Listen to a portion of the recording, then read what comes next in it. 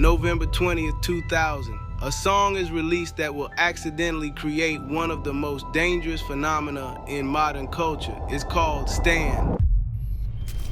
And 25 years later, we're still living with the consequences. The tragedy isn't what the song predicted, it's what the song created. Detroit, 1999. Marshall Mathers is 27, living in a trailer park, grinding in underground hip-hop battles where being white makes you a target. But when Dr. Dre discovers his demo tape, everything changes. The Slim Shady LP drops, and it's unlike anything the world has heard. The album is dark, violent, disturbing. Slim Shady isn't just a character, he's a monster. Parents burn CDs, critics demand boycotts, but something unexpected happens. The fans. Within weeks, letters pour into Eminem's record label, thousands of them. Most are normal fan mail, but some are different, some are terrifying. Young fans write about relating to Slim Shady's anger. They write about wanting to hurt people. They write about taking the violent scenarios and making them real. Some think Slim Shady is real. Some want Eminem's approval for terrible things they're planning.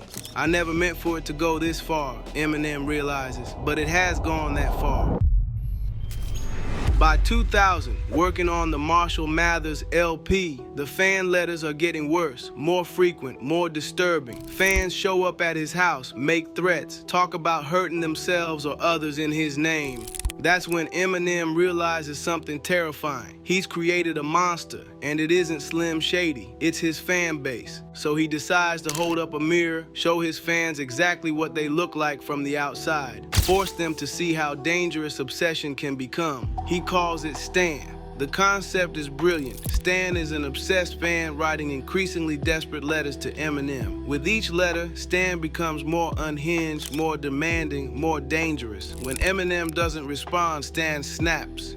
Using Dido's haunting "Thank You" sample, Eminem creates an atmosphere both beautiful and deeply unsettling. We hear Stan's voice getting more desperate. We feel his pain, his loneliness, his need for connection. By the time we realize how dangerous he's become, it's too late. Stan drives his car off a bridge with his pregnant girlfriend in the trunk. It's shocking, violent, meant as a warning. This is what happens when fandom becomes obsession. But Eminem adds a final twist. In the last verse, we hear Eminem finally writing back, trying to help, trying to talk Stan down. But he's too late. Stan is already dead.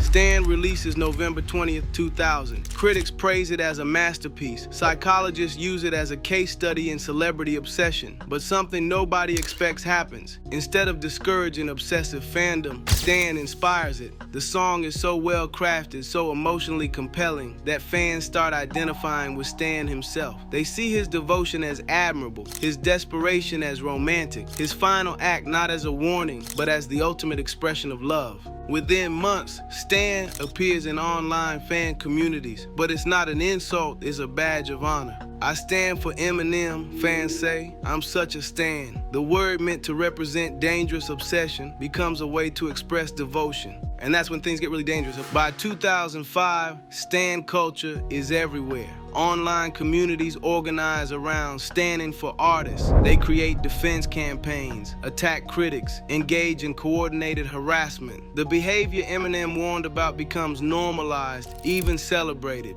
Fans compete to prove who's the biggest stan. They brag about obsessive behavior. They wear unhealthy celebrity relationships as badges of honor. In 2017, Oxford English Dictionary makes it official. Stan is added as a verb, to be an overzealous or obsessive fan. The warning becomes part of the English language. But the real danger isn't the word, it's what it represents. Modern stan culture has created a generation believing obsessive behavior isn't just acceptable, it's expected. Social media amplifies this, creating echo chambers where unhealthy fandom is reinforced and rewarded. Stans organize harassment campaigns against journalists writing negative reviews. They dox and threaten critics. They create fake accounts to spread misinformation. When artists try to set boundaries, stans often turn on them too. Love becomes possessive, controlling, dangerous. Stan culture can lead to everything from addictive tendencies to stalking behavior, experts warn, but it's too late. The culture has taken on a life of its own. Eminem himself became a victim of what he tried to prevent. In 2025, one of his stalkers received a lengthy prison sentence for home invasion. The man who warned about dangerous fandom has spent decades dealing with dangerous fans. But the most chilling part isn't what Stan predicted about individual obsession, it's what it predicted about collective obsession. In the song, Stan's obsession is isolated, personal, tragic. In real life, Stan culture became collective, organized, systematic. Modern Stans don't obsess individually, they obsess together, amplifying each other's behavior, creating feedback loops of escalating devotion. Social media turned every fan into a potential stan. Platforms reward engagement, and nothing drives engagement like obsession. Algorithms feed fans more content about their artists, creating digital echo chambers, making healthy perspective impossible. The result is a culture where the line between appreciation and obsession has been erased, where fans feel entitled to every detail of artists' lives, where criticism is treated as personal attack, where the behavior Eminem depicted as cautionary tale became the norm. Stan stands as one of the most prophetic songs ever written. Eminem didn't just predict obsessive fandom, he predicted the exact mechanisms by which it would spread and manifest. He predicted parasocial relationships becoming so intense, fans would feel betrayed by artists they'd never met. He predicted fans turning to violence when obsessions weren't reciprocated. He predicted normalizing stalking behavior in the name of love. Most chillingly, he predicted that warning about these behaviors might inspire them. Stan was meant to be a mirror, showing fans the ugly reality of obsessive behavior. But instead of being repelled, many were attracted. They saw Stan's devotion and wanted to match it. They saw his passion and wanted to feel it. The song supposed to save fans from becoming dangerous gave them a roadmap for how to be dangerous. Today, 25 years later, we're living in the world Eminem warned us about, where obsessive fandom isn't just accepted but celebrated, where Stan has lost all connection to its original meaning as a warning, where the monster Eminem tried to kill has not only survived but thrived. The tragedy of Stan isn't that it failed to prevent dangerous fandom, it's that it accidentally created the blueprint for modern fan culture. It gave obsessive fans a name, an identity, a community. It turned a warning into a movement. Eminem wrote Stan to show fans what they could become if they weren't careful. Instead, he showed them what they wanted to become.